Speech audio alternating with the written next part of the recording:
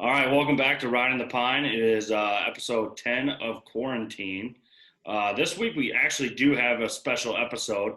We actually have some hockey shit to talk about with Gary Bettman's address to the league and to the whole world, addressing how he's going to bring back hockey at a date to be disclosed. But anyways, let's get to introductions. This week again, we have Adam Pagula, Pig.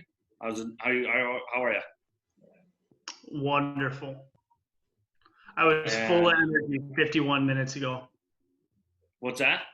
I was full of energy 51 minutes ago. Yeah. Well, hopefully we'll have video this time. You see Craven wearing his back-to-back Penguins Cup shirt just to be disrespectful. How are you, Josh? I was ready to do predictions, but apparently we don't have fun. So sorry, guys, all the listeners that want to do predictions. Drew can't do it because he doesn't even know the bracket, I don't think. I will say the beard looks good. The hair looks terrible like always. Anyways, Jesse, how you doing, buddy? I'm better stay I think 2000 on this island that I'm on in quarantine. It's crazy out here, and I'm going insane as you can see. It's this bird poop right over my left shoulder. It's getting wild out here. It's getting shitty. Yeah. All right. Well, doing good. Doing a lot of projects around the house, like we've been saying. What projects? Planting my garden. I planted my garden. Painted. I don't know, a bunch of house work. Bunch of domestic. Have you found your wedding ring? Drew, for all the listeners, Drew lost his wedding ring and hasn't really been looking for it. It's somewhere in the grass, and I don't think he cares. I think he did on purpose. I do care. Last Monday was Have you looked for it? Yes, I got Dad's metal detector, and I've been sweeping for it. But didn't you see his Twitter video? He's out in the wilderness, and then a thought occurs to him, and he has to do his Twitter live videos. Yeah. Hey guys, I'm just out here sweeping the grass for my wedding ring. My wife's making me sleep in the barn until I find it. But I thought I should update you on the flash shelf situation. So, for the listeners, if you aren't online, Josh has been on my ass saying, not on my ass, but he's always said that we should get on and consistently give updates on Twitter and on Instagram and all different types of social media stuff. So I finally got the balls to try it. Adam himself also sent a video. So yeah, we're going to start kind of, I don't know, adding more content. But not playoff predictions. Not playoff predictions. We hate playoff predictions. No, they'll be coming this week. I just didn't have time to look at the actual line, the combinations, and I wanted to go through we got a lot to go through this Gary Bettman shit and the Eisman press conference, and I think that's going to be quite an episode in itself. This is the most excited I've been since all of this stuff has happened. Hockey, at least for the most part, looks like no matter what, they're going to do it. No matter how long it takes, basically, they are willing to push the season back. The next season, they're going to push it back as far as it takes to finish the season. I didn't think they would be able to do that. They're going to do it. So I'm pumped.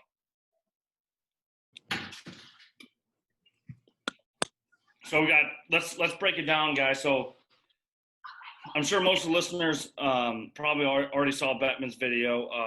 It's a 24-team playoff series, which starts with anyone who was on the bubble has to fight it out for an actual position, and then right?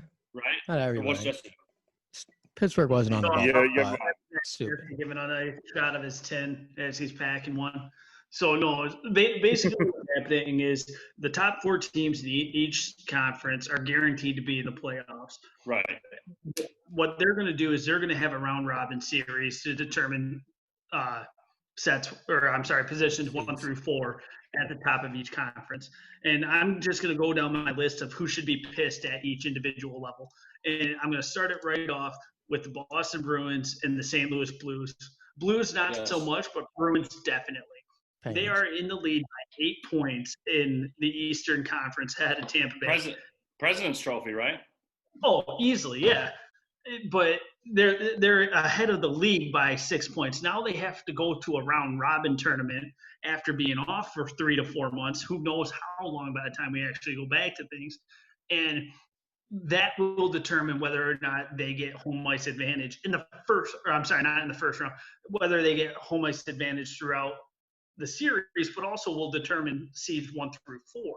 So you go from being guaranteed home ice advantage in the Stanley Cup Finals to potentially being ranked 4th in your division. So I think, and they were basically guaranteed first or second. Yeah, they're in the lead in the East by 8 points. They're in the lead of the league by 6 points with 12 games to go in the season, and they were red hot towards the end of the season there. So, I think the important thing there is the seed, because there are obviously, we were going to cover later, the hub cities that they're going to do. So no one's probably going to, Boston at least isn't going to have home ice advantage at all. Well, but for them to have to worry about, because there's no fans really. It's so, a hub. Well, yeah, that's kind of, yes. Yeah, I forgot about hub city. Yeah, I didn't think about that either. Well, no, but it still matters for their seed and their matchup, and obviously your right to line up second for the faceoff. Or I mean, last change, that does take into effect in defensive zone draws and O-zone draws, and obviously line matchups. So it is a big deal still. Not as big as a deal if it would be if they were playing in their home cities, obviously, but it's still a big deal. And you're right, the Bruins should not have had to worry about that. Special appearance by Corinne. Drew, that is a very good point. That might be your second or third good point the whole time I've been recording. So I'll give that one to you. But so, anyways, if I'm Boston, I'm pissed off about that. In the Eastern Conference, the Blues and Avs were 2 points apart, and Blues had played one more game. So neither one of them was really rock solid set in place. But there's still a chance that the Dallas Stars, a full 10 points behind them, could end up catching fire in this round robin series and beating them out for the top spot. Now you got Colorado coming back full health, which they might not have done 4 months ago. So that's another side of the equation. So anyway, so that's the top 4 teams, top 4 teams in each conference, 8 overall. The next group of, doing my math here, 5 to 12. 8 teams in both divisions, in both conferences, so 16 teams.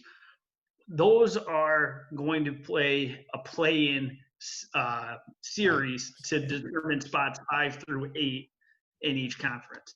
Now, where you're pissed off in this situation is if you're the Pittsburgh Penguins, who are sitting 5th in the East with 86 points, or Edmonton Oilers, who are 83 points, 5th in the West. They got not heavy leads, but comfortable leads with 10 games to go left in the season. That even if they slide a few points, they're not sliding out of the playoffs. But now all of a sudden, Pittsburgh has to play Montreal just to make it in to the the best playoffs. 5 series, just to make it to the playoffs. Yeah, when I was reading, or what I watched, is the Penguins were like the biggest opponent against this because of that. Yeah. Well, them in Tampa, yeah. Well, Tampa, I mean, they don't really have much to lose. I mean, potentially they could play against Washington and Philly and end up 3 or 4, but they also have the chance of being fully healthy when they come back and jumping up and being the first overall seed. Well, I just meant they actually voted it. I think there's only 2 or 3 teams that voted against it. Tampa is one of them. I'm not exactly sure of all the reasons, but I know they voted against it. Yeah. Tampa or Pittsburgh was too. I didn't see the voting, but I know the video I was watching, they said Pittsburgh was one of the few that were against it. Mm-hmm. Well, there's no way to do it. I mean, yeah, but there's I don't know if there's any other way to do it really. There's probably better ways, but this way gets everybody in, and it's I think it's way more exciting. I think they went one team too many. So, like, the fifth place team in both conferences is so far ahead of the rest of the league that's batting for a playoff spot. And then on the flip side of it, the quick math, I'm going to say 12th off the top of my head team in each conference is so far behind the rest of the pack. Like, Montreal is 8 points behind New York to be the next team. 15 points. 15 points behind Pittsburgh. That's crazy. Yeah, right. Montreal was never going to make it. Same thing in the East. Chicago, even though they're only 2 points behind Arizona, they're 11 points behind Edmonton. They were never going to make the playoffs. So I think they went a little bit too far. You could have gotten away with only the 7th and 8th seeds in each conference having a playing game, or maybe 6, 7, and 8, because the East is tight. Spots 11 to 6 are all 2 points apart from each other. So I get it, but there's a lot of me that just says, hey, you guys weren't going to make the playoffs anyways. Sorry about your luck, Montreal and Chicago. You don't. Why even have them included in this? So anyway, so the basic summary of those 8 teams in each conference is 5 plays 12, 6, 11, so on and so forth in each conference, and then those teams end up playing the top 4 teams in each conference and what will officially be the first round of the playoffs. And the key differentiator is that play-in series is not part of the playoffs. So even though there's teams that have conditional trades affected by whether or not they make the playoffs, a la Pittsburgh, if Pittsburgh doesn't win against Montreal, they technically didn't even make the playoffs. So that's another very long-winded caveat to go down. And there's going to be a lot of talk about the advantages and disadvantages of that, because the teams who are not playing yet, the teams that are already in, they're going to later on bitch, or at least their media people. Robin. They're going to be playing games. I don't think at the exact same time. I think there's going to be in each section of this, there's going to be parts of each team has a reason to bitch. But like what Craven said, I think this is almost the most fair it could be as far as the actual playoffs itself. And like I said in my little video I made, I think I said it, this, like we kind of somewhat predicted, this is going to be the first playoffs ever in the summertime, hopefully. Or at least part of it will be in the summertime. For people in like Arizona, they won't give a fuck. For people up here in the Great Lakes State and up in Canada, you're talking 60, 70-degree weather, and we're watching hockey by the pool. This is the best thing that happened in NHL in a while. I think as long as they can get in before NBA starts, then their first sport back is crazy. Like ESPN was actually talking about them, and ESPN never talks about them. Well, we should give the NHL credit for being the first major sport to have announced a plan. I mean, obviously, it's all pending the experts and borders and all that stuff we still have to wait on word for. But for the NHL to be the most organized, I think it kind of speaks to, this is kind of corny, maybe, but I think it speaks to how much everyone in hockey, including the top execs, actually just straight up love the game and miss it. Again, it's corny. But I think after a couple months, they're like, we absolutely need to figure this shit out so we can pass this Stanley Cup out to someone at the end of the year. And obviously there is a business side of it, keeping interest in the sport. They don't want to lose all that viewership, obviously. There's a business side to it. But I do think it speaks to how awesome but the players hockey could still say no. The players don't care. They just want to play. Yeah, no, and if the players didn't want to play, if they were more worried about anything else. Baseball's having that trouble. Fighting about they money. Get paid the most out of any sport. Right, exactly. That's kind of what I was alluding to. I don't want to have to say baseball, but yeah, baseball. I mean, they're arguing about money and shit, and they're clearly more worried about that than whoever's going to win the World Series, which is how long has that fucking tradition been going on? You know what I mean? In baseball, I have no idea. Well, I don't know if the NHLPA's agreed to this, by the way. So I think we're still in negotiations with that. Do you think Gary Bettman would have announced it without it being agreed upon? Or at least pretty much. Probably. Yeah, maybe there might be. I just read an article. I don't think they've actually completely agreed on all of it, but I mean, it doesn't sound as bad as baseball, but I don't know. But I do know I don't think he would have announced it without pretty much getting. If he doesn't have an official yes from the NHLPA, I don't think he would have released it without knowing. Look it up. At least behind closed doors that they would agree with it. Yeah. The last thing they NHL players sort of approve. NHL Players Association approves going forward with 2014 playoff. Okay. The article I read must have been published like a couple days ago because they hadn't agreed upon it. Who is it? Let's roast them. I don't know. There's so many things I've been reading during this whole coronavirus, but fake news. I guess my hot take here is I still don't think. I mean, the very first sentence is basically Gary Bettman says, for one, they don't have a date when this is actually happening. Two, they don't it's all per government restrictions and expertise, and I'm going to stand by that flag over there. I don't know if we can get on camera. It's somewhere over there. But America's closed, boys. It's not going to happen. You don't think it's going to happen at all? Okay, no, so I really don't. I know okay, well let's take 2 minutes. Let's take 2 minutes and talk about that because up until this point, I've been saying I don't think it's going to happen.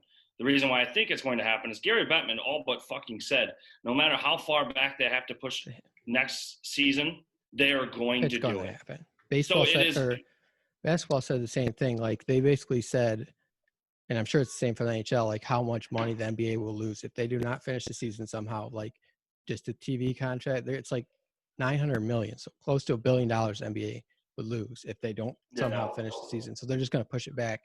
And then I heard, I don't know if it was Gary Bettman that said it, but they could start the next season on what's the Winter Classic? Winter Classic, January 1st. Yeah, I know. That's what they said, though. Yeah. Well, no, I know. Except it's going to be in Carolina, so who cares? But that'd be pretty sweet, actually. No, yeah, I mean that's what I'm saying. Changed my mind about the probability of it happening. Is that Gary Bettman saying I thought there would be a cutoff date, kind of, I don't know, November or something, where if they hadn't at least started or something, like I thought there'd be a cutoff date to where they were just like, sorry guys, we can't even do it. We're just starting fresh for next year. Him saying he's willing to push it back almost as far as it basically doesn't matter. To me, that means it's going to happen. Finishing this season means so much to them that they're going to make it happen. So I can't be more excited.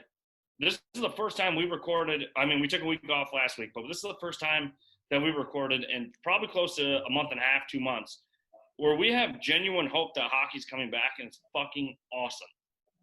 I'm thinking about, oh man, all the matchups and everything's gonna be sick.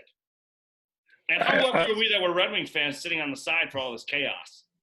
Well, when I said it wasn't going to happen, I didn't unlucky mean that. Are you that you couldn't? I didn't mean the actual playoffs. Be the top 8. I just mean I don't think it's going to happen anytime soon. Like it's going to be months.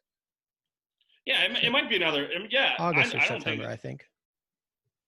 Yeah, that's a good prediction. We're going to go back to training camp until the end of June, so we're early July. They already said it's not going to be till then. So, yeah, I definitely don't think it's going to be anytime soon. I think we're all looking at a midsummer beginning timeline. But even the fact that they're going to begin means it's going to end, so it's going to fucking happen. It's sick. It's amazing. But Josh, to answer your question, the reason why I feel lucky that the 3 of us, the 5 of us on this podcast are Red Wings fan, you're the only Judas. Anyways, I feel lucky being a Red Wings fan during this playoffs because all we have to do is sit back, drink beer, and enjoy the chaos. Everyone, like I said earlier, has a reason to bitch. Even Boston finishing the not best. The teams that are 24, 23, 24. They have nothing, there's a lot they have nothing to lose. Well, yeah, right. If the Red Wings could have been you tell me you wouldn't be happier if the Red Wings were just 24th and they were they had no chance to make it. You wouldn't be happy just to be like, you get to see them play. No, Yeah, I truly would not, because even though those teams, I was going to get into it later with the draft changes that they've announced, those teams do have a minuscule chance once they make it in of I think what does it start at the lowest of those teams? It's like 2% chance at the first overall pick. I'd rather take our odds at the first overall pick and at worst being fourth and below like we were before all this shit happened in the draft lottery, because I think even if we were to make the playoffs, we're going to get dusted, and then we have even a lower chance of getting Lafreniere or any of the top guys. So I'd rather be where we are, and like I was going to say, be absolutely carefree this entire fucking playoffs. Root for whoever I want, laugh at everyone, bitching at each other, have fun online, chirping everyone, and I have no dog in the fight. The only thing I care about is the draft, to be honest, and enjoy summer hockey. Right. I completely disagree with everything Drew just said, but it's just me. How? Because we're in to make the playoffs. People play to make the playoffs and have. We've already. You sound like a Cleveland Browns fan waiting for the you sound like draft. you just want to draft now. Like every year you start to do that. Like the fat lady is saying, we've already not made the playoffs. I'm happy now. Come on, what you said was all logical. I just don't like the mindset of, you know what? I'm happier we didn't make the playoffs, so we can look forward to the draft lottery. Sounds like a Cleveland Browns fan to me. I don't really care for that attitude. So sounds like you're making an excuse for how bad, like them being the worst team. Like, so if they were 24th, and if you're the 24th team, say the Red Wings were, you would be like, no, I'd rather just have the playoff be 22 teams so that the Red Wings can have a better lottery. You know what? Let's not have a shot at winning the Stanley Cup. Let's do that. Let's wait for the draft. Let's not watch our team play. But how realistic is it that Montreal, the Rangers, Chicago, Arizona are gonna go on a run and win the Cup? But what about what if the Red Wings chance. not make the There's a chance. Stanley Cup? No chance. They won the British Premier League. But listen. You're gonna name some off the wall bullshit. Those three teams actually have no chance this year. There is plenty of years where a team could get hot. I don't believe in any of those teams being that, and I definitely don't believe if the Red Wings. God could. Oh man, I don't even want to say what I want to say because that's just blaspheme. But the Red Wings would be a little bit better if they so they wouldn't be as bad as they were if they actually were 24th. But what I was going to say is, there was some miracle that happened that we were in 24th with the roster we have. We're done in 4 games. Yes, but I'm saying you would have a better team, obviously, because your team, like you would have big 24th. But what I was going to say is, you wouldn't be excited if the Red Wings were playing Pittsburgh or they're playing another rival, and they beat them to keep that team out of the playoffs. No, I still take Lafreniere over that. Yes, Jesse. The problem is you need to update your brain, buddy. Like, listen. I'm not even interrupting you. Where do I go to do that, Drew? It's all about the process. Where to do that? Just get a quick concussion, and it just reboots. Do I need like a fast processor in my head? Yes. Is that yes. Okay. Yes. Okay. I'll go to IBM or something. No, just go to the hospital. Oh, okay. Yeah. Anyways, Jess. So, what I was going to say. So my update in my brain concludes with Drew saying teams don't have a shot. They're all the 24. No. Everyone at the last spots shouldn't want to be in the playoffs. I'm putting that on Twitter. I mean, you're putting a poll.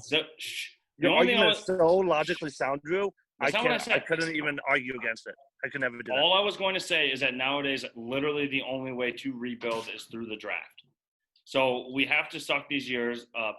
And what the fuck is the point of the development camp, you dumbass? Why develop players in the development camp? You still get a draft. It's not like you wouldn't get a draft. What? And why even try next year? Why even try each year if you just want to get to the draft? What?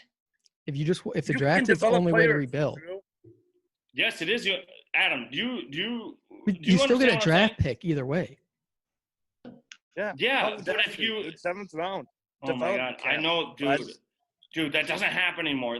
Those days are over with. Zetterberg and Pavel are legitimate anomalies. It's not going to happen very often. We can't bank on that. You have to have I would say every 10 to 15 years, you have to suck. You have to suck for like 3 to 4 years, get some solid draft picks, accumulate a lot of picks, use some of those as actual players, some of those as trades, and then you're going to be good, hopefully, for 5 to 8 years. It's all cyclical. That's how every sport is if you have a salary cap.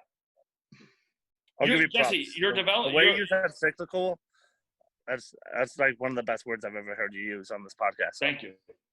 Yeah. You can't bank on fucking on I don't even know who to say, Yurko, or like, you need those. I'm not banking anything. I was just making the point. You said the only way to rebuild a team is through the lottery, and I disagreed with that statement. You have development camp. There's other ways to do it as well. There's not. But there used to be. Okay. There's not anymore. Okay, then coaches should all be fired. It doesn't make any sense why we're even coaching people. We just draft them from the first round, and then our team's better. That's how it works. You shouldn't. Yes. You should just tank it. Yes, like, first you don't have a first chance. First and second rounds. Yes. You got first and second round players. Yes. What's the point of practice then? So every team that's 20 to 24 that's playing a higher seed that has no chance, they shouldn't even try. Like Pittsburgh, Montreal shouldn't try against Pittsburgh if they're smart. No, don't show up. They can't catch rebuild. Coronavirus. Don't go. You should actually decline the offer. What a dumb. That's what rebuttal. You just said. That's what you're saying, though. You just said no, not.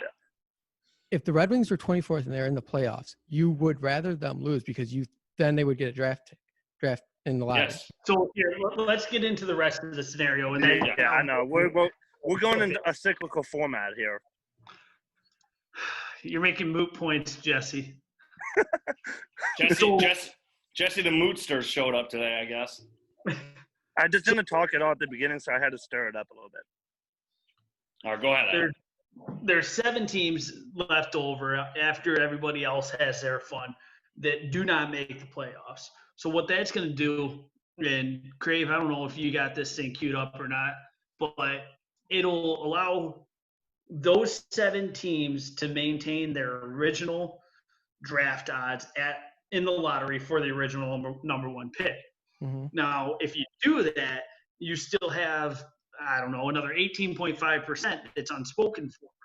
So the teams that lose the I'm blanking on the word all of a sudden. Or whatever. Yeah, the play-in series. Yeah. They also will get a spot in the lottery, but it's assigned by a placeholder, A through H, I think it is off the top of my head. Yeah. So the last place team, Team H, will still have a 1% chance at the lottery pick.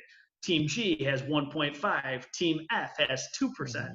So the last 7 teams, they have their first round of the lottery, and you could end up with Detroit, Ottawa, just like the standings show right now, as the top 3 picks, and it's game over. Or you could could get first because not in the first round because they're in the playoffs still, or they're in the play-in game. Yeah, if Pittsburgh lost, they would technically have like a 1% chance. Yeah, they could. Toronto could too. That's what they're all talking about. All these teams, the play-ins at least. Well, so if somebody makes a jump from 8 to 14 into the top 3 picks, that placeholder is then given to the 8 teams that don't make the playoffs. It's a 1 in 8 drawing. So you got a 12.5% chance of getting a top 3 pick if you don't make the playoffs and a placeholder gets that draft pick. So you're talking about the Edmonton Oilers, who have had an insane amount of number 1 picks, who are number 5 in the West by a long shot, not in any danger of missing the playoffs, potentially losing to the Chicago Blackhawks in the play-in series, and then getting Lafreniere to be on a line with McDavid. It doesn't make any sense. As a Wings fan, I'm not pissed about that, because the odds of Detroit getting Lafreniere are the same exact odds as if the season had happened. It's that Crosby could have his heir apparent on his team if Montreal beats them, and it's not that unthinkable to have that happen. They got who's their goalie? Price. And if Price gets that high. I think goalies are going to be huge in this because goalies don't need as much time coming back. Like, you still obviously need time, but like older teams aren't going to, like Pittsburgh's an older team. They're going to have a harder time like coming back. Right. But there's a counter argument to that because they are older and they've had so much playoff experience. They might be more disciplined. They might know exactly what it takes to get back in shape. So I think in general you're right, but I think they might be disciplined enough to throw that off. But anyways, continue, Adam.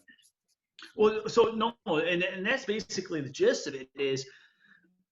So where I have the absolute biggest problem with this, and you have to play the play-in series after the first round of assigning the draft picks is done. So you could know that Detroit, Ottawa have the top 3 picks, and the play-in series means nothing. Or all 3 picks could be one of those right. And you got a chance to get. They're going to tank. They don't want it. They're not going to want to win. And all of a sudden, you have a 1 in 8 shot at Lafreniere, no holds barred. Like, you want to talk about tanking in the league? Yeah. That will be the worst hockey I've ever seen. And I get the argument. There's going to be teams that have a legitimate shot at the cup. Pittsburgh, Edmonton, maybe a couple others. Montreal, though, they might as well not even try. Win those games because if you get Lafreniere. Right. And I don't understand how this is even possible. You have to do both rounds of the lottery after the play-in series has happened. That's why I was confused when I was watching it. I didn't know if that's really what they were going to do because it just seemed like that could easily be happen. It's mind-numbing to me how that loophole exists in this. And I know why they're doing it. They want the viewers of the early draft lottery in June sometime for them to establish this order. And then guess what? Oh, look at the drama. There's one pick that's out of the top or the bottom 7. Wonder who it's going to be. And then you're going to play some hockey to figure out what the 8 teams that are going to be in that lottery is. Oh, and it just happens to be the number one pick overall that's up for grabs. Yeah. Yeah, and then it's going to get more. I could definitely see them fixing it too and then if that first pick is up, more people are going to be like, that's a hot take, but I think that's a decent corruption take right there. I mean, very pro corruption after coronavirus. So if you're the Penguins coming up on, they were borderline playoff team. Did they even make the playoffs last year? I can't remember honestly. I don't think so. Yeah, no, they did. They got swept. Sorry. Pittsburgh. Yeah. No, they made it. Pittsburgh made it. I think they got swept by New York. Yeah, they got. I thought they got swept by Columbus, but I don't know. Columbus swept the Lightning. Oh. So you're right. You got a borderline team that's on the decline. Malkin's getting up there in age. Crosby's getting up there in age. Letang, is he even playing anymore after the blood clots? I can't remember. It's been so long since hockey's been a thing. Oh, my God. The poster boys of the NHL got Lafreniere. How coincidental is that? On another almost exactly similar fixed draft as back when they got Crosby. But, if you're not into parallel universe things. Mario Lemieux is pretty slick. I was waiting for us to get to this. I thought this was the only unfair part. I'm not as analytical about things, but just knowing that you can go into the playoffs and still have a shot at a number 1 pick just seems so ridiculous to me. I understand they have to do the playoffs. It's a play-in. Right. Right. But I just don't understand how you can still technically be in contention for the cup and still get a shot at a number 1 pick or even be it just doesn't add up to me. It just seems unfair. It seems like bullshit. It seems like if they were going to do that, okay, then I don't know if you could even give those teams a choice. I don't know how you would do it or talk to them before you announce it and say, hey, you guys are on the bubble. How many of you would rather be in contention for the number 1 pick or the cup?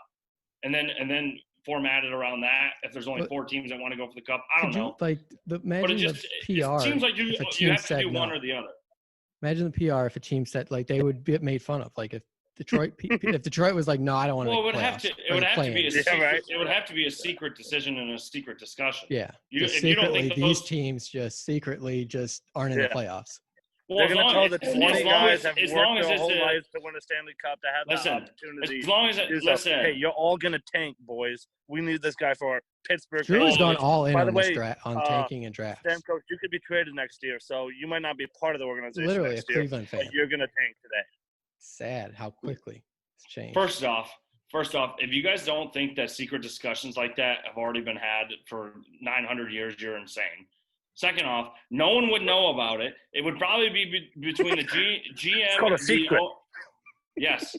Yeah, they're not going into the room saying, "Hey boys, I hope you guys didn't mind." Not maybe. You but think, listen. so you think they would have a secret decision? So if like these 20 to 24 teams, and just randomly as long as it's an even number of teams that don't want to participate in the cup, no one would ever be the wiser because that would have just been the decision. It's a round number. Oh, if the full team did it, yeah. If they still did it, no, it wouldn't be the full team. It would be the leadership of the team. No one on the team would ever know. Not what I'm saying. I'm going to bring my take. Go ahead. I was saying that. What were you saying? If you're saying random teams aren't like the 19th seed, the 17th seed, they go to them and they're like, no, we'll take the draft pick. We don't think, but then 20 and 21 make it. Like, they couldn't do that.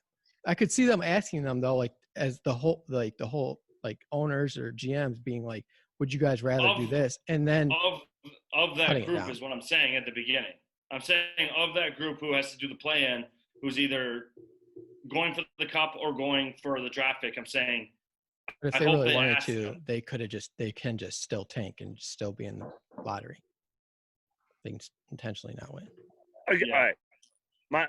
Adam's got a point. I think this is prime spot for Gary Bettman or the NHL to set up something to boost profits, which would be having the draft lottery rigged, give it to a team that's a play-in spot, so everyone is thinking the same way that we're all doing, which is whether or not a team's in the tank.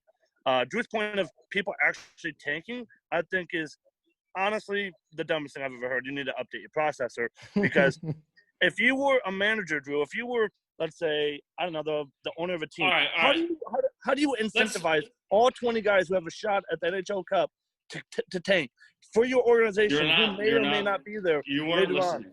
You weren't listening. And what? I'm describing a conversation between Gary Bettman. A secret conversation. Yes. You're not convincing 20 guys anything. You're not talking to them about anything. I'm talking about when they're creating the playoff format, or when they were talking about this play-in schedule, this play-in group of 5 teams or whatever it is. Sure. I'm saying those, I don't know, 20 individuals talk and say, how do you guys want to handle this between all those teams? And Gary Bettman saying, you either can go for the cup or a draft pick. What do you guys feel like? I don't think any of them would do that because it obviously behooves all of them to say we'll go for fucking both. But it'd be nice if it were that way because I feel like that's the most fair way. I don't think it's fair that any team go for the cup and if they lose, get a draft pick. I think but there's the play-in. But listen, like Adam said, it really doesn't matter as a Red Wings fan. Our chance is still the fucking same. He's right about that. Regardless, if we get screwed, which we most likely will out of the first, I shouldn't say screwed, but we are going to get third somehow. Yeah. So if that happens, and say one of these teams on the bubble gets that 2%, and they actually land Lafreniere, guarantee you I'll bitch for the next 10 years. I'll cry every day. But on what base? All right, this is where I kind of disagree with you guys. Let's go back to Gary Bettman's. Let's go back to the actual point of Gary Bettman's this whole layout because we're getting into hypothetical arguments. This is much more interesting than doing playoff predictions, though. I mean, glad we didn't do those. Yes. So I was listening to Tim and Sid on Sportsnet. Credit to those guys. I don't know if you guys watched them, but they're always pretty good. They had Brian Burke on, and he had a lot of interesting things about this. But the actual first round of the playoffs, Brian Burke has said the players have already put it out that the first round they wanted to be a 5-game series. Brian Burke said that the players have already put out that they want that to be a 7-game series no matter what. It is. They already said it is. Oh, no. No, are you saying because you're confusing it? You're saying the first round of the playoffs is 7 games, but the play-in, which yes, the playoffs is normal, completely normal, because they don't want to change it for stats and stuff. I believe the first round was a best of 5. Yeah, that's the play-in best of 5 game. Or best of 7. When I saw Gary Bettman do it, he said best of 5 or best of 7 for the first round. Conference championship playoffs is best of 7 and Stanley Cup is best of 7. But I believe Well, the first anyways, one is up in the air because they're leaving it up in the air because they don't know the time of when this is all going to go off. So I believe they left it open. So if anyone, I'm looking it up. I'm pretty sure they. Well, let's cover something. We'll wait for Adam for that because I think he is usually pretty good on facts like that. Let's go right into the hub cities. And kind of give our predictions on what hub cities we think they will actually use. I'll read off the 8 real quick: Chicago, Columbus, Dallas, Edmonton, Vegas, LA, Minneapolis, which would be a bad pick this week, I'll tell you that. Pittsburgh, Toronto, and Vancouver. okay. You want me to go ahead, or do you have? I'll go. I mean, the obvious one is Toronto for the East. Biggest hockey market. They need the hockey market as much as ever in this time. So to keep everyone watching hockey, to get everyone invested in hockey, to get money towards hockey, the easiest thing if all the experts in coronavirus and all the government regulations, getting everyone to Canada, if all that works out, they're definitely picking Toronto, in my opinion, for the East. That's just a lockdown if that works out.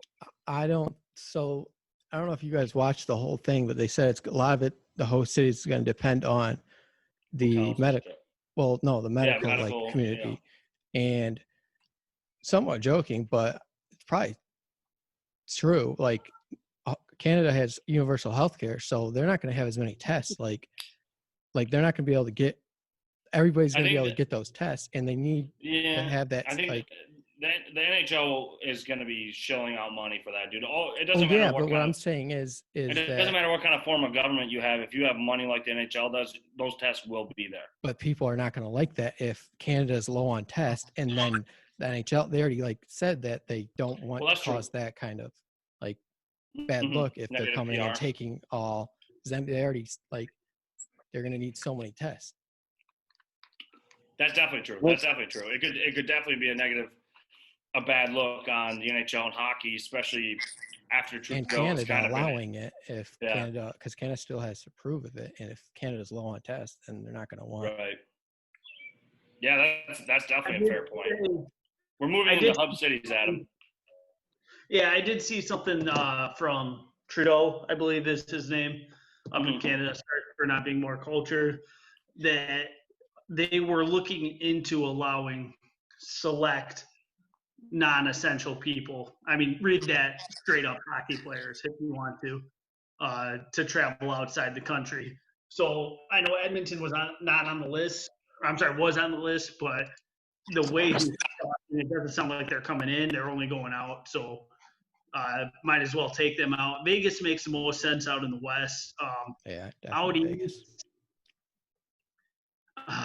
Man, that's a hard question out east. I couldn't really tell you where would be a good place to be, because Toronto and Vancouver, it's got to be Pittsburgh. Yeah, that's the only other eastern city. And I guess Columbus is on there, and I don't know Florida on the list, because Florida's been if the NBA. No, Florida got hit pretty good because of spring break for a little bit there. Pittsburgh or Columbus, I honestly probably be Columbus. And at that rate, who's driving down with me to I was going to say that too. And then I remember there's no, it'd still be cool to go just to go, but I remember there's no fans, which is kind of stupid.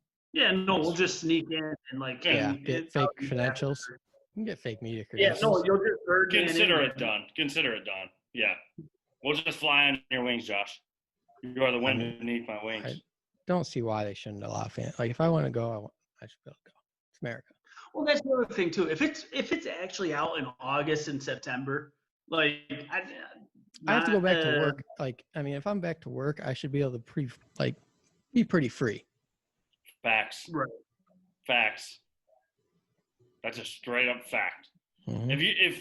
And I'm talking, especially if they're releasing people back to work, if your job or whatever wasn't technically essential, if you are back to work, you should be able to participate in sporting events, in my opinion. You should be able to go limit to the any number. They can limit it half the people or whatever. But don't. But I don't know. Yeah. It's not gonna happen though. Anyway, so yeah, I was thinking. I basically agree with you guys. I was thinking Vegas. It seems like everyone wants it to be in Vegas. Everyone loves Vegas. Vegas is like the baby of the NHL. Everyone loves Vegas, obviously for I think good everybody reason. loves Vegas in general. Yeah, everyone in the whole world loves Vegas, but I think Also, they're a ghost city right now, so it's perfect right. for a hub. All those resorts, all those hotels that are just begging for business. So yeah, the NHL would slide in perfectly there. Jesse, I was thinking Toronto as well because I had read something that said that they had like I think it was 2 or 3 hospitals like within a very short distance of the actual rink, and they have like 2 or 3 hotels across the road from the rink. I don't know. I haven't been to Toronto since like 2005. Well, I feel like that would be a negative because, like, why do they don't need hospitals? Well, in case someone, I don't know. They're just thinking of medical services. If something got crazy for the players, they want to think about their safety and their family's safety. So I mean, they want the city to have the ability to if that whole fucking conference contracted the virus and then I think the NHL would have bigger issues if a whole team had to be hospital, like every team. But you got to think they're thinking emergency scenario to where if these people are Americans and they're stuck in Canada, they can't come home, so they have to be cared for in Canada. They want to make sure that the city it's universal health care there, so I mean, then they don't have to pay for it. Not how that works. Know that firsthand. I thought the universe paid for it. Yeah. No. You just have to go to Canada for 7 years after you take an ambulance ride to the hospital and get a bunch of CAT scans. So yeah, Adam, we talked about the players want best of 7 in the first round. Is that what you were tracking, or were you? What series was it that had a 5-game series? I'm pretty sure it was the first. The play-in series, they haven't decided about the first and second round yet. And then the third and Stanley Cup Finals will be a best of 7. Right. Well, okay. I don't know if you heard when you walked away, but Brian Burke was on Tim and Sid the other day, and he was saying that the players they've all said that they want the entire actual playoffs to be best of 7. And then they want the playoffs to be. I thought Gary Bettman said that. Hold on real quick, because they all want it to be as normal as it possibly can, so that whoever wins actually can just say they won the fucking Stanley Cup, period. And there was a lot of blowback immediately saying, "Oh, how much time is that going to take? How much longer that's going to make it? These people could possibly be away from their families that long," which is what I've been saying this entire time.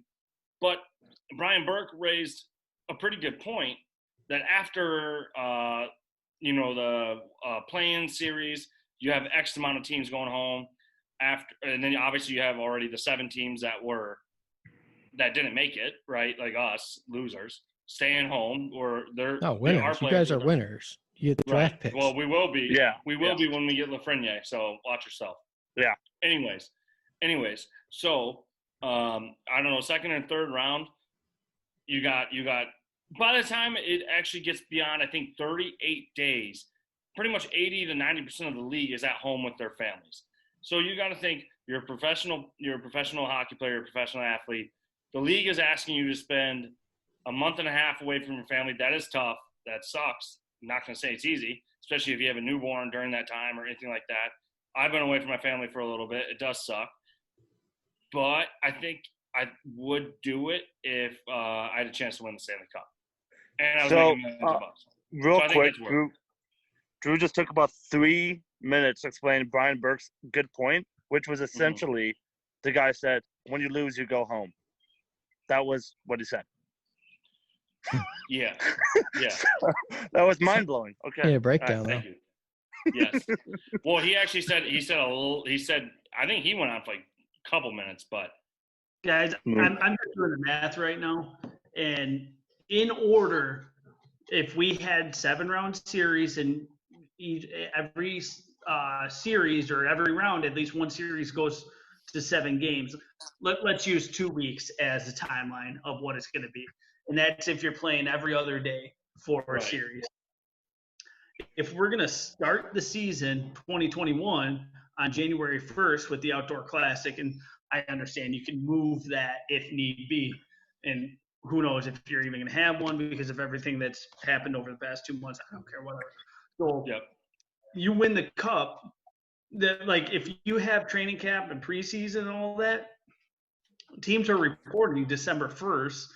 You get a 2-month break. That puts you at September 30th to award the cup. You work your way backwards 2 weeks at a time. They have to be done with the round robin and the play-in by August 31st. So I mean, we're working on really tight timelines if we go this route, and that's only with a 2-month break at the end of the season. But could they push to do it, like do more than one, like do like maybe game 2 and 3 or whatever, we're back to back night, like one night and the next night, just because they're not traveling it. They're not traveling at all. You could, yeah. Technically, but they also couldn't because I guess they couldn't because they're only going to do 2 games a night. I'm guessing because they're every team is playing at the same arena. Like, if you're in Vegas and you're in Columbus, there's only one sheet of ice. Right. So he's only going to be able 2 games a night or 4 games, I guess, between both. But conference is only going to be able to do 2, unless they did 3 and it started at like on the weekend. Maybe they could do 3. And technically, you could start at 9:00 in the morning. Right. You know, but and no, from 9 for viewers. to 1 game. Yeah. They're not going to want to do that. Yeah, there's no way that you could, but I don't. I mean, if they needed to, I guess they could. Anyways. Well, like I said, it's nice being a Red Wings fan, not having to worry about it, really. I mean, all we got to do is sit back and enjoy it. So that's the last team that gets to be pitched. We are the only team that has been eliminated from the playoffs for this entire duration, and we get no benefit. Everybody else has a little bit of benefit besides potentially Boston. Boston's the only team that really loses out of this. And so, would you argue Colorado if or the best team from the West if they didn't have injuries? No, because Colorado is getting healthy. They were so right. Well, that's what I mean. Happened. St. Louis, Tarasenko was out, right, and they were neck and neck. So either one of them could have ended up number 1 in the West. Well, that's why I said it without the injuries. Yeah, because any team 1 through 4 in both conferences has a chance to be the number 1 overall seed, aside from Boston, who's the only other clear loser out of all of this. Mm-hmm. Because now they go from a guaranteed President's Trophy to not being guaranteed even having home ice advantage in the second round. From that, all the teams that are 5 through 8 in each conference, they lose out because now they have to play their way into the playoffs. But they get the added benefit. So 1 through 4 has the benefit of potentially moving up in the standings. 5 through 8 has the benefit of even if they lose, they could end up with Lafreniere. Right. So hey, that's a hell of a consolation prize, you know. And then 9 through 12, hey, guess what? You get a chance to win the Stanley Cup. Yeah. The only clear people that don't get anything out of this situation at all are the 7 teams that don't make the playoffs. They legit, like, they have everything to lose. Nothing has changed for them. And we're still stuck at 18.5% at the number 1 overall pick. Yeah. So everybody else gets a little bit of whipped cream and cherry on top of their sundae, and we're sitting here just, you know, hey, we got the same melting ice cream cone that we always have. And it seems odd that Ottawa has the best odds at Lafreniere. Like you said last week, it makes sense. They did give up fucking Erik Karlsson for it. But it just seems so odd to me that the league's uncontested biggest garbage fucking dumpster fire has the best chances this year at Lafreniere. They don't even have a rink inside their city. It's like an hour away. The owner, by all accounts, is a complete jackass. It's just a complete shit show. And that's the way it's supposed to be. That's how Pittsburgh and Chicago did it. So watch out. Josh needs to clip that because that was one of the more true things ever said on this podcast. I've been saying that for a long time, and it's always pissed me off that people forget that Pittsburgh was just handed shit. Same with Chicago. But anyways, let's not get back into deep history. Okay, do you guys think we did enough on the playoffs? Do you guys want to get right into Yeah, let's go to Yzerman. Yzerman's press conference? More of a Red Wings obviously centered conversation.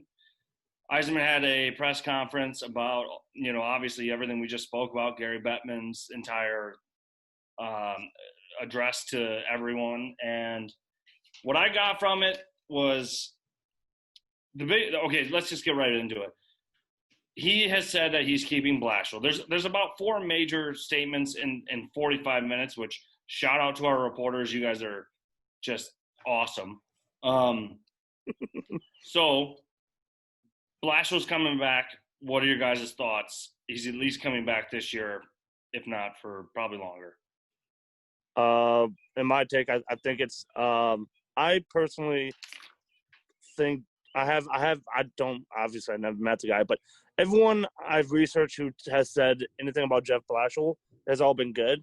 How obviously his record sucks, but I think Yzerman said it kind of best, which was this team was awful. You can't really review the coach because the team was so bad. Like this is kind of a throwaway season. Yzerman's first year, he wasn't going to fire the coach right when he got there. I kind of like it because it shows stability with Yzerman, that he's not just going to boot you just because you got a bad record and everyone's hating on you, because everyone right now is hating on Jeff Blashill. Everyone can take the easy take, which is Jeff Blashill didn't do anything. He hasn't done anything for the past 3 years. Why don't we just get rid of him? He's the issue. But, I mean, there's 20 kids playing on the ice and they can't line up a couple passes together. So sometimes it's maybe not the coach's fault. And I will also shout out that, the Detroit reporters obviously ask a lot of boring questions. Like, nothing was done at this conference. It was really boring, and that's about it. What do you think, Adam? Just keeping it with the Blashill thing. You're muted. You're muted, Adam. I was actually doing some work while Jesse was talking. Oh, sorry. Because he was not to be sorry. Just because I typically tune out when you guys talk because I don't agree with anything you say. But that's what I do. I know. I knew Adam was he's going to go down a deep analysis against why Jeff Blashill hasn't done good. Yeah, and you guys tune out from my whole spiel, and I talked for 20 minutes straight. So I want to hear it.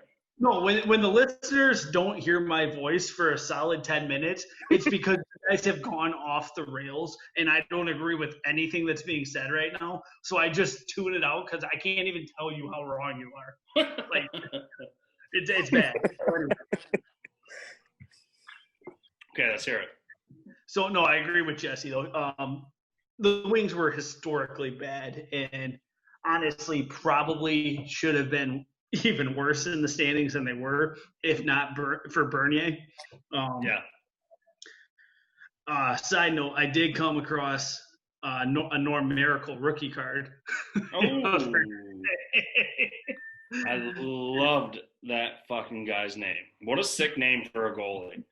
Probably one of the best all-time goalie names ever. It's up there, yeah. Well, it's hilarious because the two names play against each other because it's right, Norm and then Miracle. So he's like paradox. Exactly. So, anyways, going back to the original question, is it paradox or oxymoron? Anyways, go ahead. Sorry.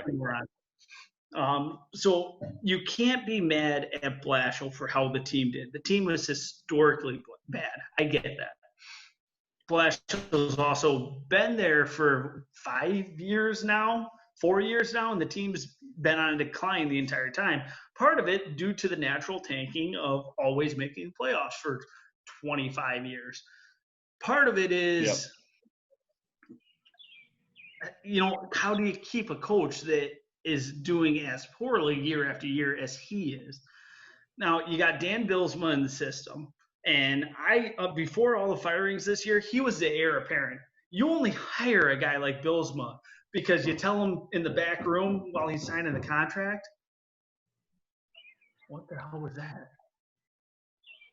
Did you guys hear that or no? No. But I imagine you're about to say You guys are breaking up real bad. Billsma, he has a chance of getting a head coach.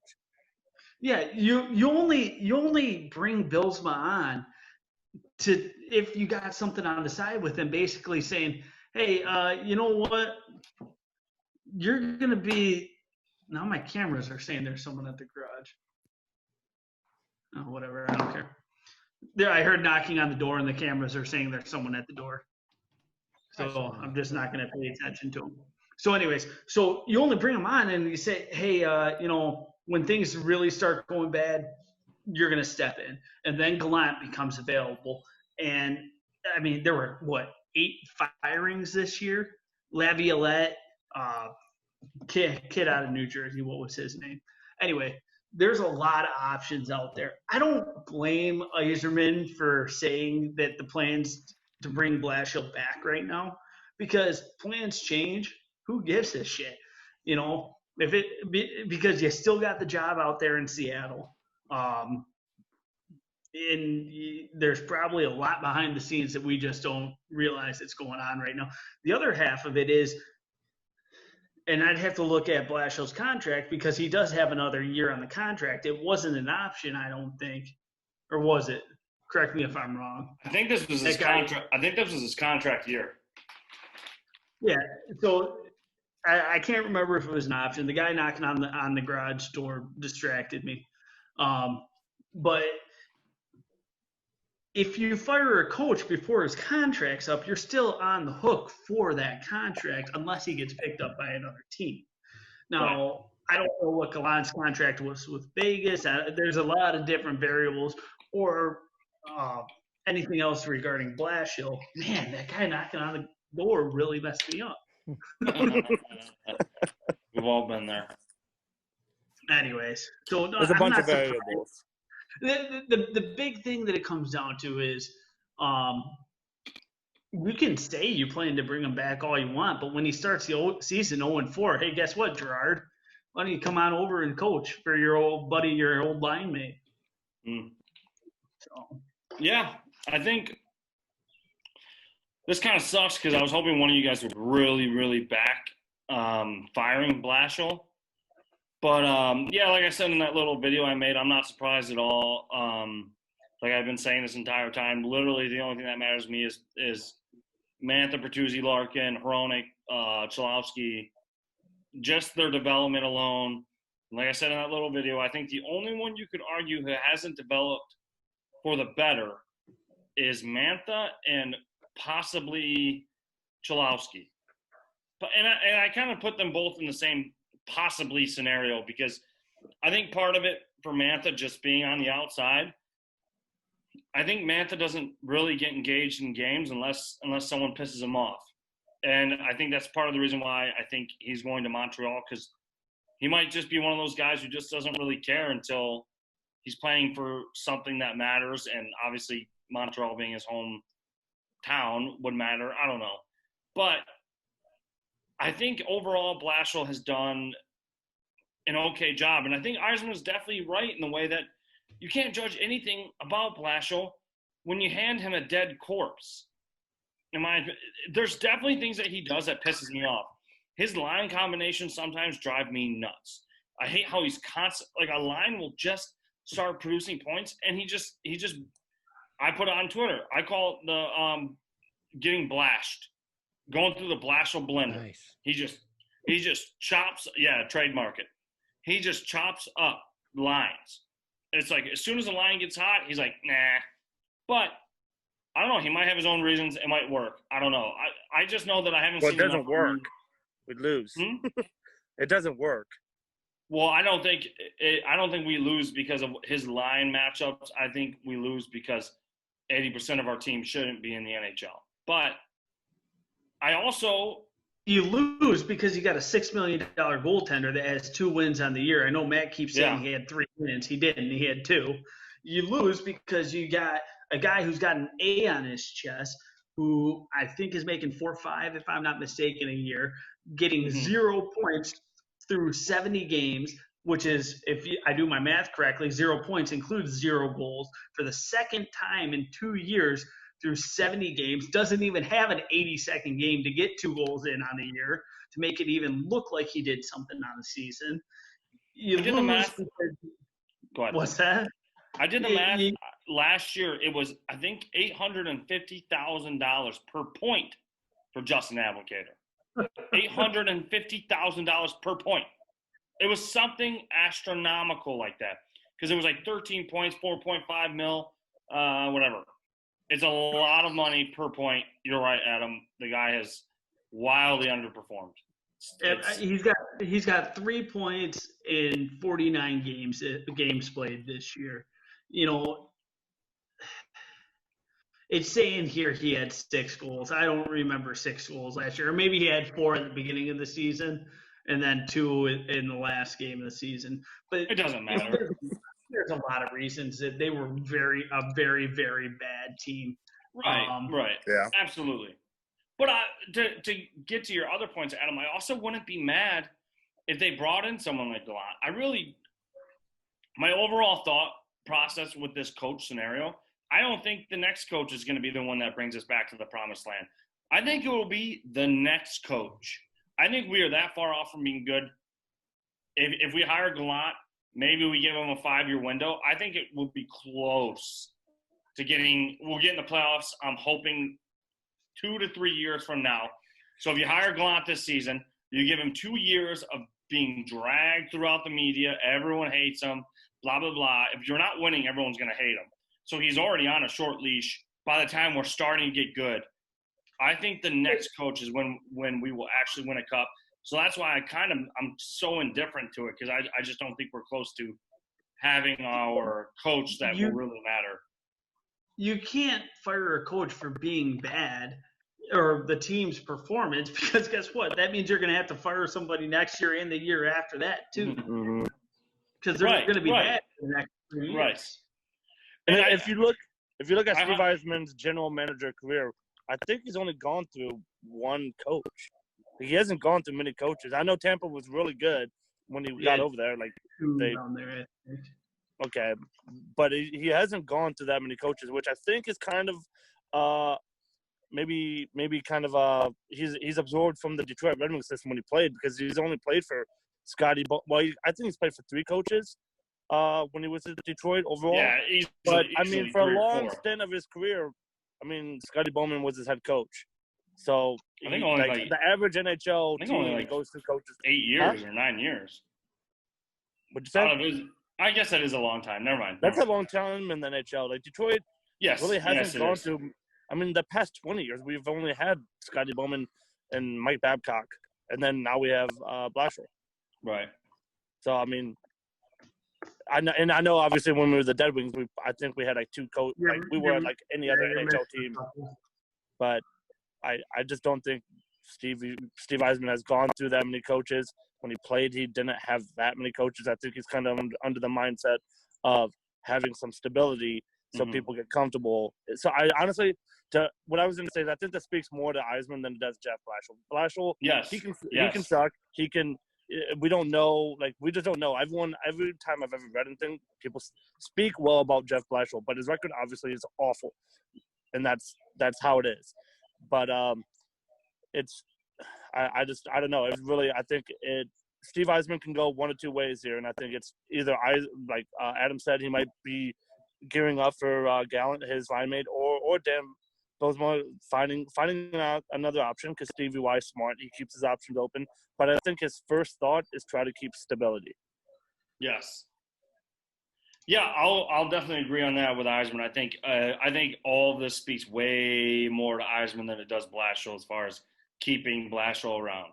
But so I had a couple other points about the Yzerman conference. Adam, you shook your head earlier when me and Jesse said that the reporters were the most. So you got 45. I was shaking my head at something else probably. Oh, okay. So now I'm shaking. The head coaches that Yzerman had in his playing career: Nick Polano, Harry Neal, Brad Park, Jacques Demers, Brian Murray, yes. Barry Smith, Dave Lewis. Yeah, but of those coaches, wait, are you talking about head coaches? Yeah. Okay. And that's between what time 86 and 92. 83 to 84. 83 to 05. Okay. And then Yeah. Babcock came in 05. Yep. For the Lightning, Guy Boucher was the first coach, and then John Cooper came in after that. But anyway. Yes. You know what? I got to do more fact checking. I used to know my facts before this, but then Adam came on, and I just kind of took like the Drew side of just saying vague, open-ended statements that had no foundation basis to it. But now I got to start. All right. Well, I got to do my fact checking. Suck my foundation. So let's go. So you got 45 minutes with Steve Yzerman. You're a professional reporter. I'm not trying to dig at all the reporters, but I've got to say I'm astounded every time I watch one of these YouTube things at how boring their questions are, how You should go up there. how obvious the answers are going to be. And I know that's how most of reporting is, because you don't want to make some sort of bad question to try to put them in some sort of bad position to where they can't answer. But Trevor Thompson asks Steve Yzerman, how do you think, because obviously the AHL is done, right? Like they're just scrapping the entire season, playoffs are done. Same with the ECHL. So he asked Steve Yzerman, how does this affect Grand Rapids?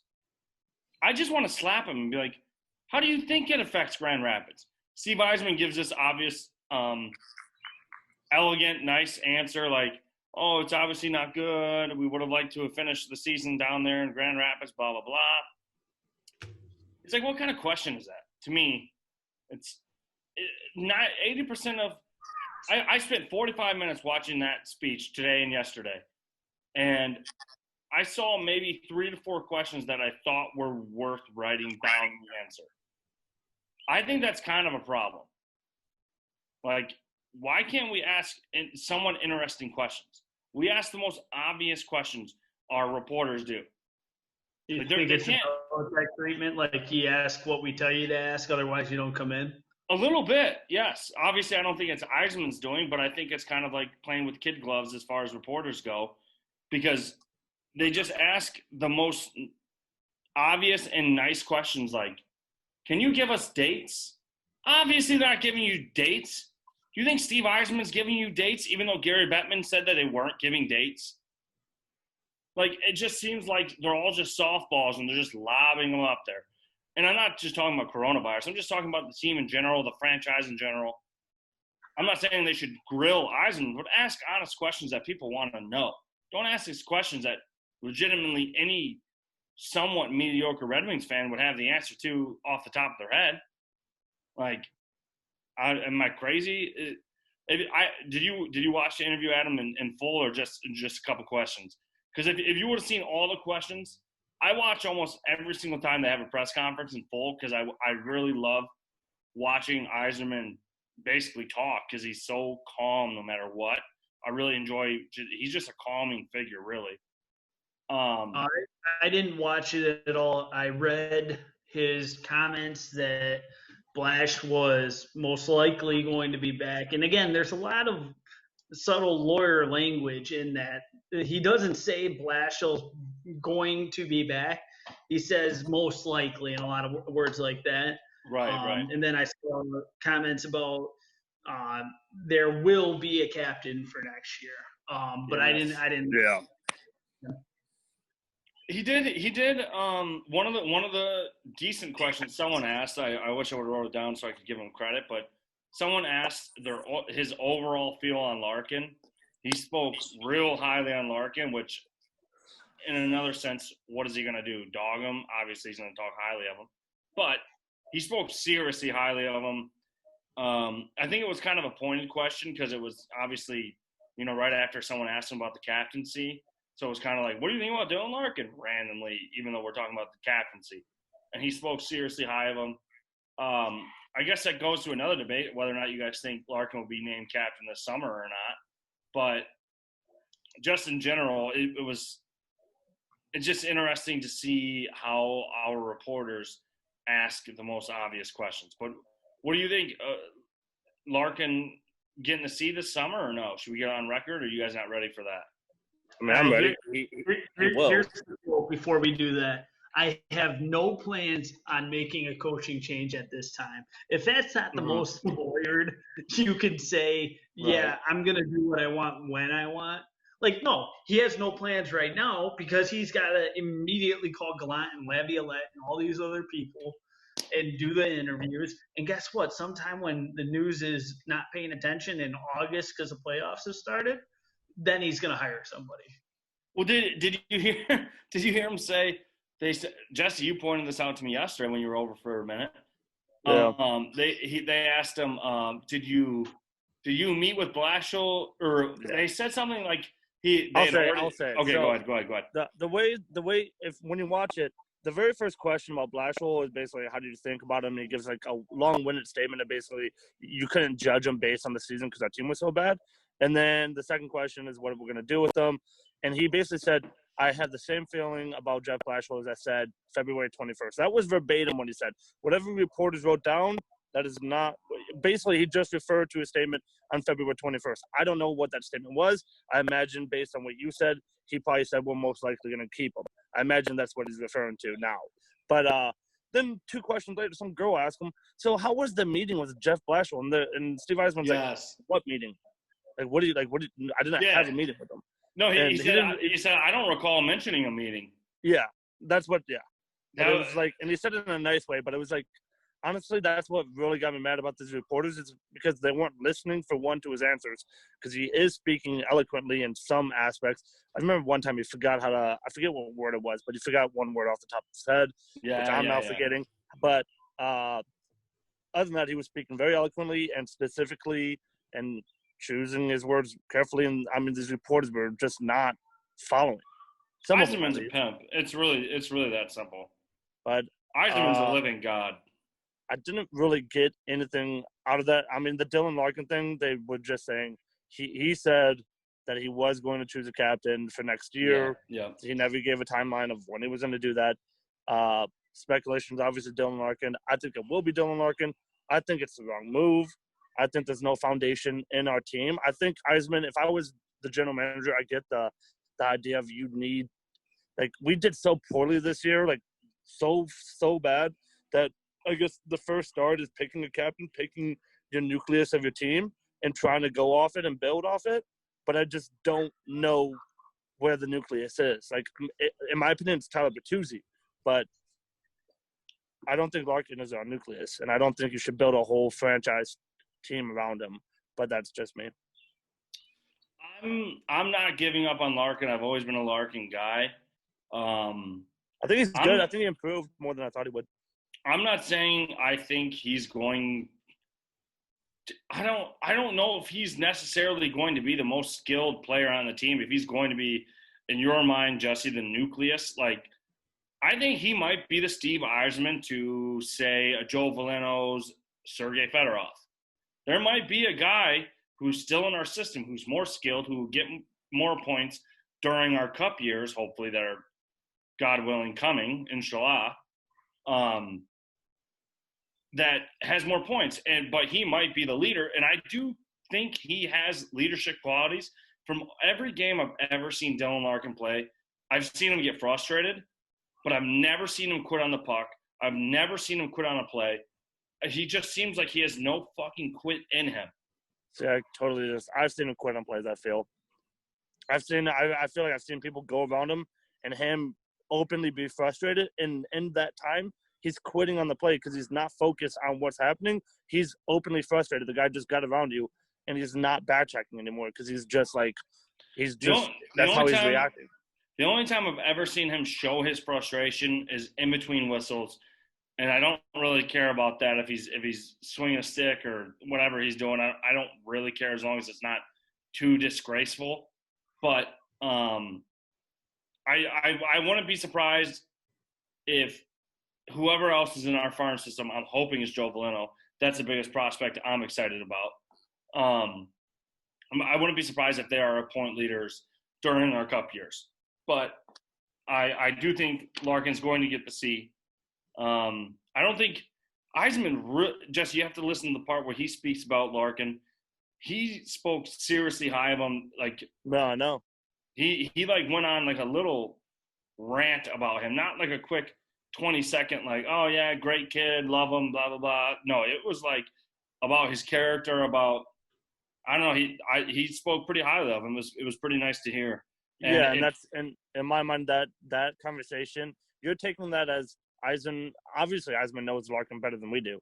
So you're taking that as if Eisman knows more than what we see. So obviously there is something there.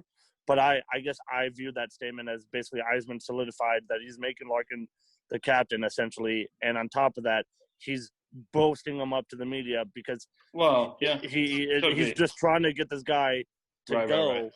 Get the wheels turning in any way possible. So let's drag him up. Let's get him motivated. And so it's a win-win, honestly, if he's trying to help Larkin become a better player by talking him up, and also he's going to give him the C. But in my opinion, on the ice, I think he's gonna a lot better. I don't see us going in very far with him as our captain.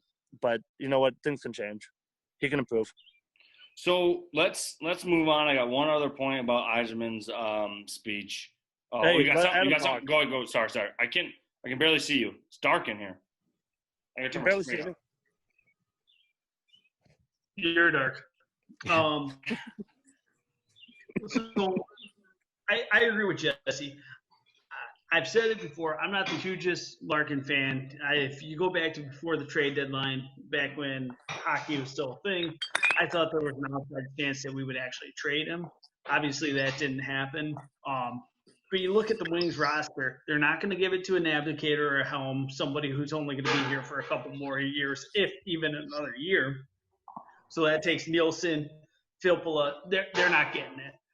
The only one that I think you could even have a discussion about, because typically the captain is the best player on the team, you're looking at Mantha, Larkin, and Bertuzzi, and I think that's pretty much where the conversation stops. Nobody on defense is getting it. That's on the active roster. And there's really nobody else at forward. With that being said, I don't think Mantha or Bertuzzi get it. Mantha, it's just not his game. I haven't seen the leadership qualities. He takes shifts off. Like you said earlier, Drew, he needs to get motivated to play. He plays his best hockey when he raises his hand in fights, and then he's out for a month afterwards. And then So Bertuzzi, on the other hand, he's a good player. I'm hesitant to call him great, even though he's among the team leading in scoring.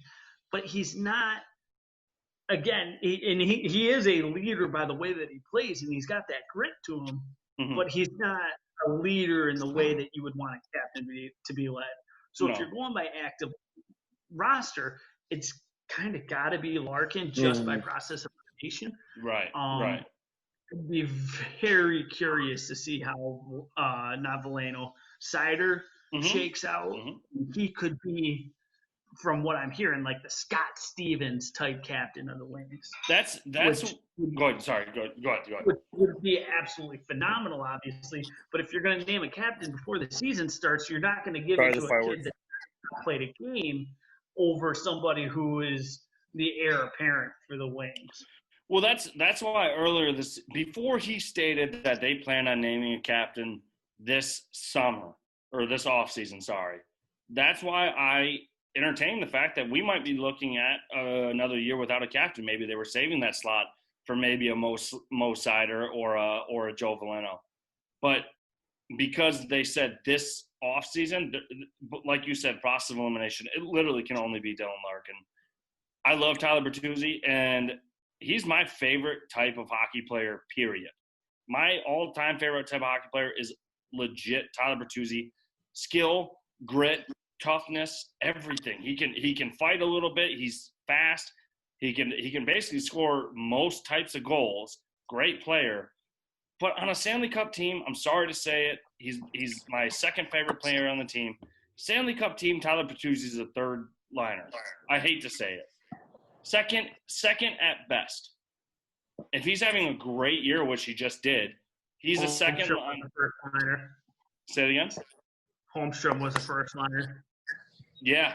And he looks like a homestone to me. The only note I want to say is Detroit not anymore. Hockey's a lot different than when Holmstrom played, boys. True, but the only thing I want to say Holmstrom. Hold on. I got to go over one more point. This relates to both those two guys before this is about the speech.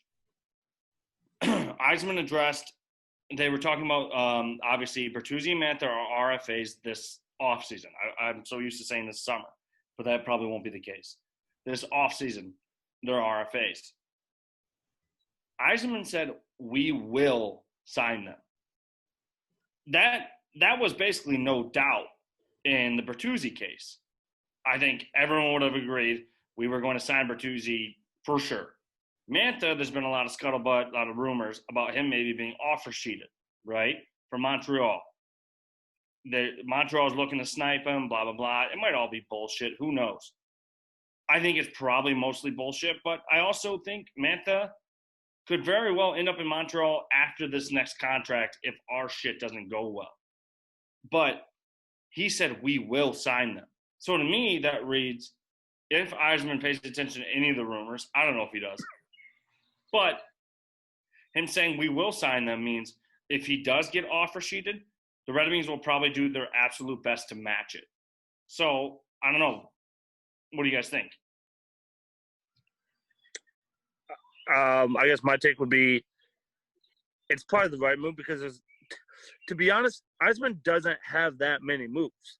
I mean, I know I made fun of you about the draft lottery and all that being the only way to make a team better, but obviously the draft lottery matters, and that's obviously a point. We can get a good couple guys from the draft, but right now in the next couple years, you basically are – I don't know what our trade – like I haven't heard anything about trade rumors of getting anyone really good to our team. No. So right now we got to keep the mediocres, and Mantha is mediocre right now. He disappears from a lot of games, but sometimes he does show up. He's obviously not as bad as a lot of our other players, Applicator. We don't have that many options. So we had to sign – and Bertuzzi's not mediocre in my opinion, but we got to sign Bertuzzi. And then I think Mantha is honestly kind of it's kind of we don't have any options. We're the last place team, and he's good enough to be on our team. And we need someone who can at least be good enough because we can't go backwards. If we go backwards, we're going to go in a hole that it's going to take 10 years to get out of. I'll before you go, Adam, I'll rebut that a little bit. I wouldn't say Mantha is mediocre. He didn't have a great year last year. The year before, he's a 30-goal scorer. And I think, honestly, his potential is to be a consistent 30-goal scorer. I think that's where he can comfortably set. That's not a mediocre player. But I'm saying right now he's mediocre. This year he's not a 30-goal scorer like right now. Like he's not a guaranteed. His potential's up there, and that's what everyone's looking at him. But right now he's mediocre. In my mind, Tyler Bertuzzi is not mediocre. Tyler Bertuzzi is not maybe great, but he's honestly, I think Tyler Bertuzzi could be second line on a lot of teams. The way he's playing, and to be honest, he might even be a first liner because he's surprising all of us. I think he looks like a third liner. He looks like Drew Miller sometimes when he skates, but he's getting goals left and right, and he's doing it consistently. What do you think, Adam? Where do you land on the whole Mantha maybe controversy? You're muted again. Yeah, this mute button. He's a good player. He's borderline great. He hasn't progressed the way that I'd like to see him. I go back to and I always go to Tavares, but I'm sure there's other better examples. Good players will put up a ton of points on bad teams because they're the only good players on the team and they're always on the ice. Yes. Mantha will put up a ton of points because he's a pure shooter and the team doesn't really have another pure shooter out there. Nope, not one. He's a good borderline great player who maybe on a good team just takes off, but he hasn't done that yet. Yeah. If he gets offer sheeted from Montreal in the $9 million range, have him. You can't. That's a good point. Well, that's what I was Yeah, that's why I brought it up, because that's exactly what I was thinking. I was thinking, how much do you think Montreal is willing to toss at Anthony Mantha, and how much are you really thinking Yzerman's willing to match? Because I would say, I don't know, 6.57 mil is seriously fair after this last season. The season before, I'd be signing him for a lot more because I thought he had a hell of a future. I still think he does, but a lot more is up in the air after this last year. What's that? He missed a lot to injuries this year too, which yes, absolutely. Hold against him, but at the same time, you gotta stay healthy. You only played 43 games. Yes. You know, he had 38 points in 43 games. No one's scoffing at that. That's a 70-some point pace. Cool, but that doesn't help the team very much. You know, when you're on the ice for 43 games, that's something that you have to recognize. The other part about it is, with the salary cap situation kind of in flux and not knowing what it's going to be or where compliance buyouts are going to be going into next season, the Wings need as much cap space as possible to weaponize against other teams that need to get cap compliant. So if Montreal's going insane on whatever their offer is, you almost have to pass in order to keep that cap space available to try to take somebody off somebody else's team, or use it on a David Clarkson contract and just turn around and get a first-round pick with David Clarkson, who's never going to play again, Nathan Horton, Pavel Datsyuk, Chris Pronger, who's still technically on the Coyotes. So I think what you said earlier about Mantha's injury-prone behavior, or whatever you'd like to call it, with him fighting, I think I stated it earlier, I think last year, just watching him play, he clearly is so much more productive when he's physically engaged, hitting, fighting, he gets pissed off. He's better out there. He scores more goals after he's had something happen to him to piss him off. But that kind of hurts his game because every time he fights, he gets injured. So it's like, I love the way he plays. I love how he gets hit, he gets rocked, or someone hacks him, and he starts hitting, he starts getting seriously engaged, and then he starts producing points because it's almost like a switch flips in his head to where he just gets fucking ready to go. And I love watching it, and you can see it. But if he can't do that and stay healthy, if I'm another team looking to get him, I would consider that, because it's like he's so inconsistent in general. He's got great skill. We've all seen it. Amazing skilled player. Fucking rocket of a shot, big, strong kid, kind of a power forward with a fucking snip to him. But if he's getting injured so often, and the only way he can play is when he's getting physically engaged, play well, I mean, it's really it takes down his worth. But I'll let you guys rebuke this. But after this, I gotta shut her down. I'll put the babies to sleep. Sleepy pie. Yeah, I'm good to go. I mean, I think Adam brought up a good point about what Montreal could possibly offer, and make an opportunistic, just let them go, depending if they overtake them.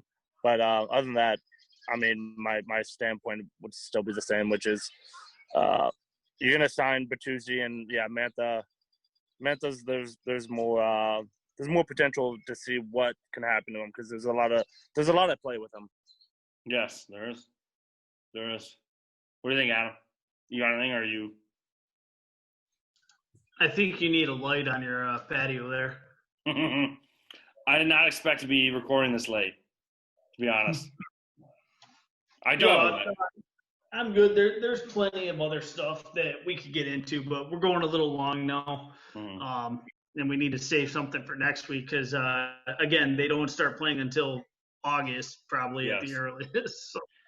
Yes, we got really excited for good reason, for great news. The league has at least thought of a way to come back. So I don't know. Maybe later this week we can set up something to where we do a playoff prediction, or even if we're back meeting in person, that would be great. Josh, you got to come over and finish setting up the video. But yeah, I don't know. Keep an eye out if you're listening. Adam did a Twitter video. I'm doing a Twitter video every once in a while if something happens. Jesse is going to start doing them. Hopefully Matt starts doing them because Matt is naturally funny. I have to pretend to be funny. Matt is usually naturally funny. That'd be nice. Josh is naturally ugly, so we got that going. No rebuttal from Josh. Okay. Crickets. All right. Black, so. Mm-hmm. Those are birds. Those are cravens. All right. So, and maybe bats. I might be getting coronavirus right now as we speak. If we're on YouTube right now, this could be my last day. Yes. And if Josh ever does get these videos up on the internet, if you're watching on YouTube. Well, I mean, people don't want to watch an hour and a half YouTube, so I'm going to have to cut it up. But. Okay. Well, that's not my fault. That's not my fault. Drew's been like in a closet where it's pitch black and you can't see anything about him for the past like 45 minutes. Look at what? Anyways, all right. So if you're listening to the audio version, go on Twitter, go on Instagram. We're on both those. Go on YouTube. Mediums. This one will be on YouTube. This one will be on YouTube. We'll be on YouTube. That's a promise. That's a Josh Craven promise. People don't. If he fails to put it up in less than a month, we get to shave his head. Yeah, I can put it you already now. agreed to that. You already agreed to that. I'm going to click on an hour and a half video, but whatever. All right. Love you. All right, boys. I'll talk to you guys. We got to do something later this week. Video in person, maybe. All right. All right, boys. Peace.